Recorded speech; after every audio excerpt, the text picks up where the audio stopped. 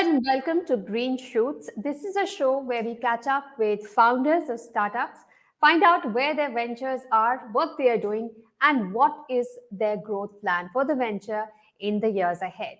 On this episode, I have with me Mr. Pradip Seth, founder of ExchangeConnect. Pradip Seth runs ExchangeConnect, which is a virtual meeting place where capital market participants can connect, communicate with each other, and digitize some of their workflows. Thank you so much for joining us on the show, Pradeep. First of all, even though I have given an introduction of ExchangeConnect, can you please tell us what exactly does this platform do? So thank you so much, Anisha, for inviting me to the show and this opportunity to have a discussion about it. Really glad and very thankful to you. A little bit more about what Exchange Connect is all about. So basically, as you rightly said, we are a platform for community content and connect. We bring together all the stakeholders, which includes the listed companies, the buy-side institutional investors, the sell-side analysts, and the investors on the common platform. And this platform facilitates all stakeholders to improve engagement, build connections, create and manage and track investor relations activities, and avail a whole, exhaustive range of our solutions. Adding more, Brighton Platform Exchange is a digital platform that leverages data intelligence and artificial intelligence to facilitate better price discovery for listed companies. Now, the platform transforms structured financial data, qualitative data, industry and peer data into highly usable and market-ready insights, through which one can derive immense value. Along with riding the data-led disruption in the equity capital market, a bouquet of solutions includes high-quality modular investor relation solutions, which I think supported by our design lab, which helps companies to create documents and adding to that, some of the consulting. Right. So, Pradeep, could you give us a few examples of some of the capital market workflows which have been digitized and are now very different from what they were? Because, what I remember is that, the usual data source for capital market participants would be the NSE website or their existing relationships with their clients. So, could you give us an example of a couple of workflows which you have digitized? Absolutely. Thank you, Sir, for this. Over the last many years, a lot of things have evolved. In spite of having all the data which is available on NSE website or other workstations, which include Bloomberg or Definitive and all the other things. Some of the other things which were missing, that came from experience, and which now we are trying to cater. For example, is the need for one-to-one and one-to-many company investor connections and vice versa. And today, with COVID, this is now being virtually done. The meeting events, which now are all facilitated through Zoom. That is now getting unhindered by external conditions and geographies. This is for the company side. In addition to that, if you see from between 20 years capital market, so in all that experience, I have seen analysts struggling with huge sets of data and churning it out for several hours to conclude and extract a lot of meaningful insight reports. Having AI integrated now into the process can reduce a lot of effort to the great extent and save hundreds of talent hours of analysts on data gathering. So it minimizes human error. There is a more option of faster output, all of that. So that's the second thing. So the third thing is with digitization, fostering, and many of the companies which really want research, you can actually there's a huge pressing need for companies to increase coverage. Less than 20% of the companies listed in any market, for that matter, in India also, are covered through formal research. So enough detail is not captured for them for many of these companies. These are all changing now with enhanced digital coverage, mainly on the back of digitization and Right. Pradeep, what made you come up with ExchangeConnect?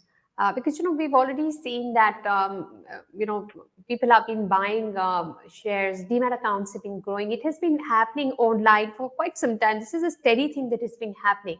What is the gap that ExchangeConnect fills?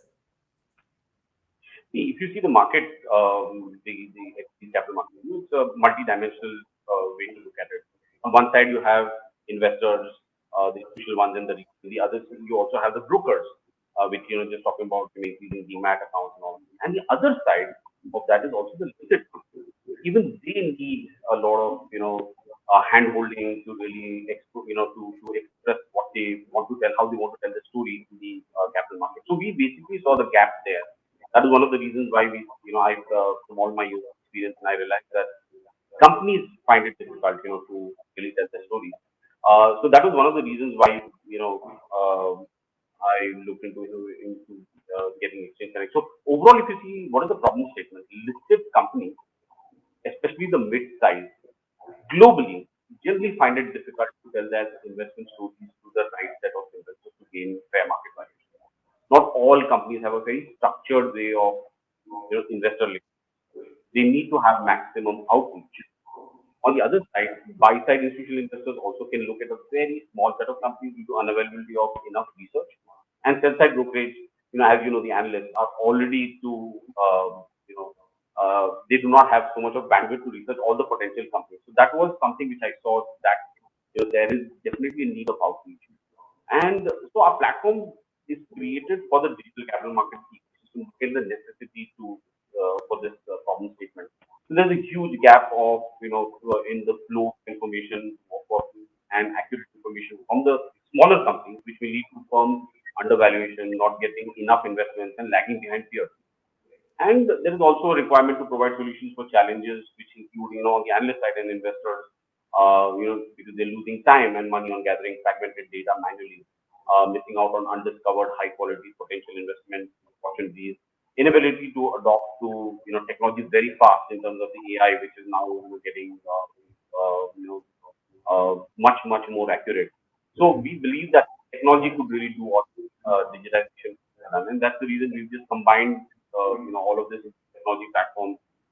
We have a good in-house team with deep domain, expertise. Most of them are analysts, so now they are basically, all here to really provide customized solutions for all these stakeholders. Mhm.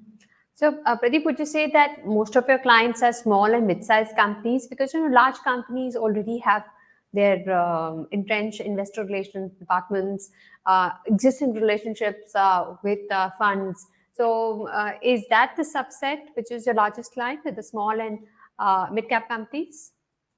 Not really, since we've basically created an ecosystem for all of them.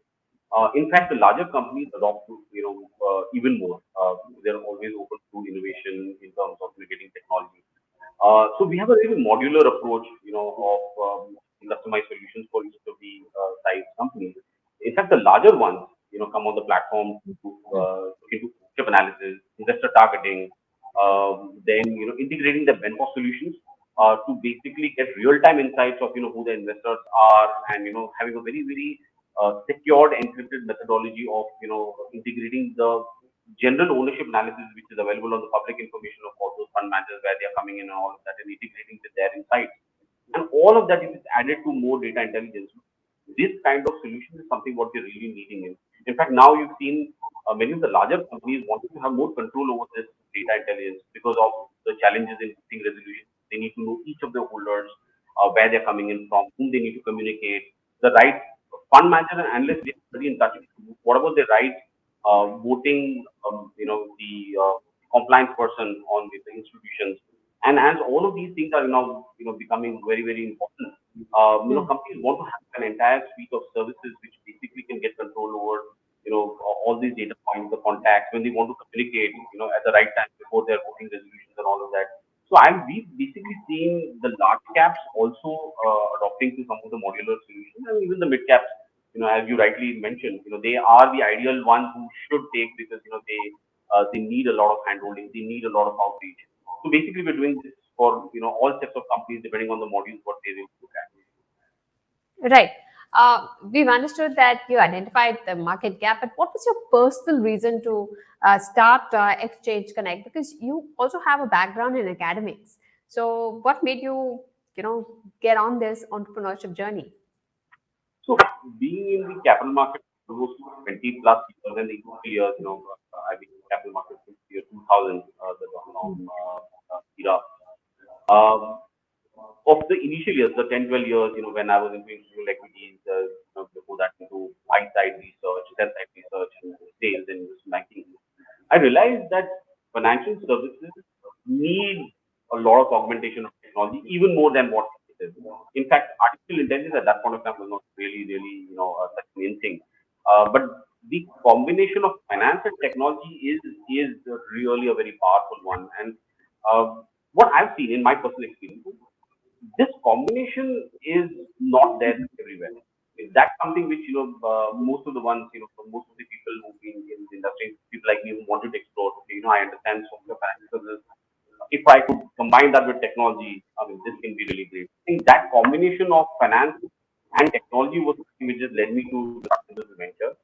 And what also exposed me to the possible, the possibilities of emerging technologies. If you integrate this into this domain, this is just the tip of the iceberg. Looking at the current trends, the multiple models of engagement on a platform that we can offer, and which is very scalable. I believe that is just the beginning of the digital journey. I think COVID, which is basically speeding or sped up the entire digital journey, and I think this is just the beginning, and probably there's so much of impact which is still out there. Right. So, does Exchange Connect work on a subscription platform alone? What is your subscriber base, and what are the other, if any, revenue streams? So yes, it is a subscription-based platform. So we have the listed company, we have the investors as well as brokers on the platform. Companies predominantly are paying us. We have about 270 plus on our platform. It's a premium platform. So to sign is basically as companies take modular services, basically they need to they pay for solutions.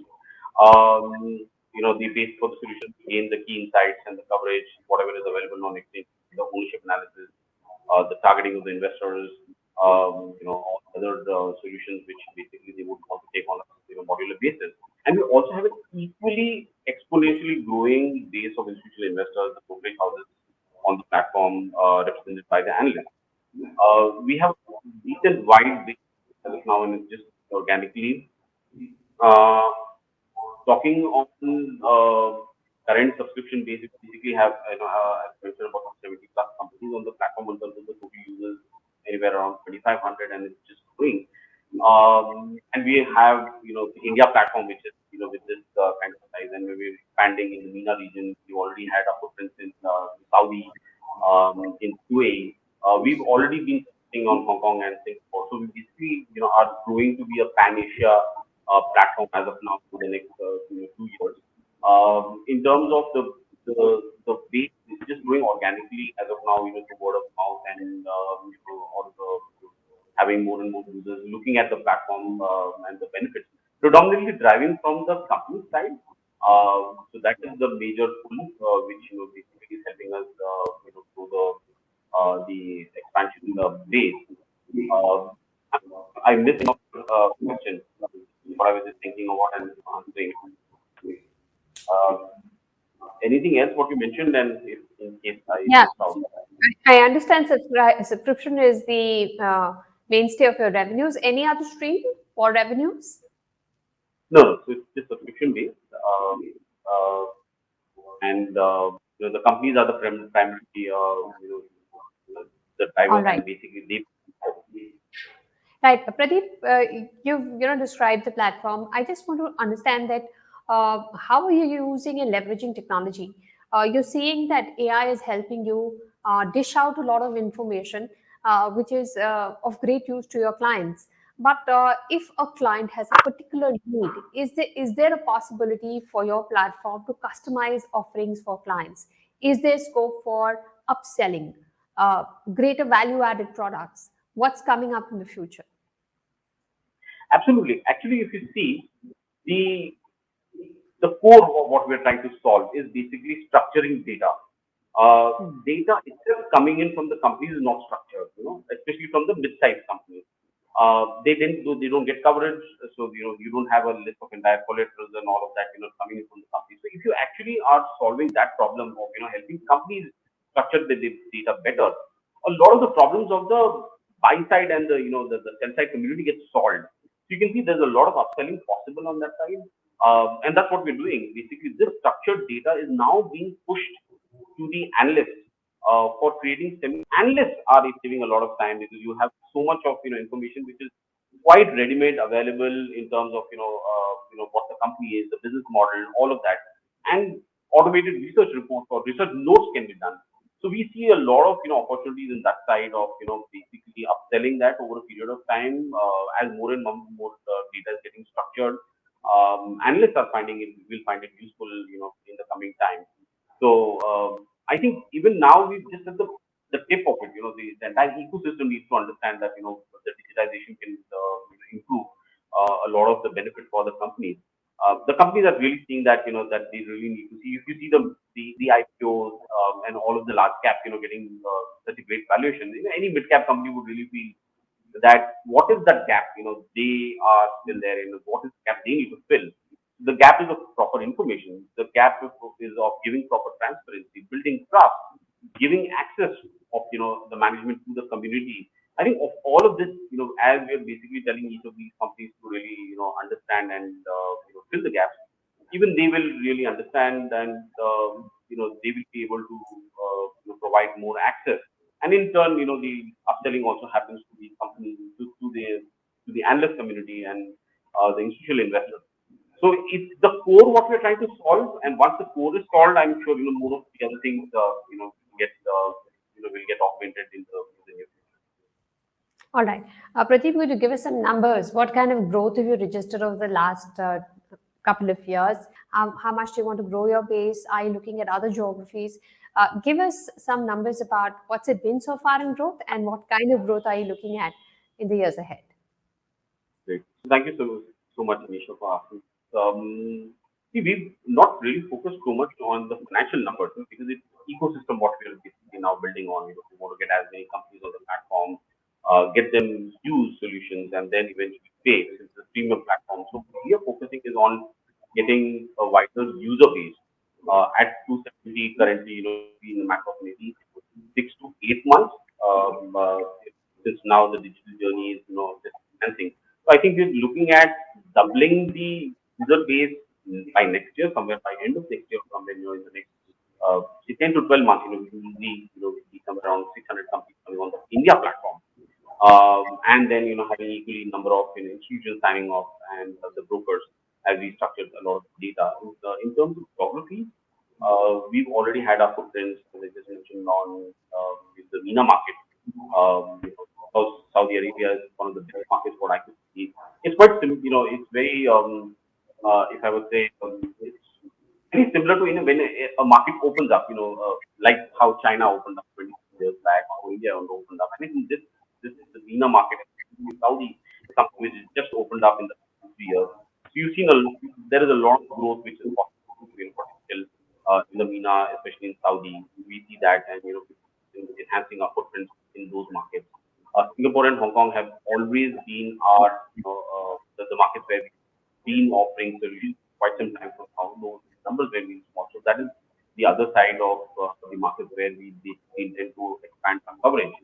So our focus predominantly, if you talk about the numbers, is expanding the user base, existing the company side to more across all geographies. We are creating a lot of events, technology days, investor days, and all of that. And basically, getting them, very very wider user base in terms of investors across all regions.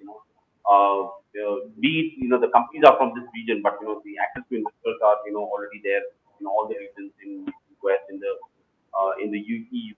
So I think this is what we are currently looking at as in terms of focusing on the solutions what we're providing, but at the same time increasing the user base in the Asia market.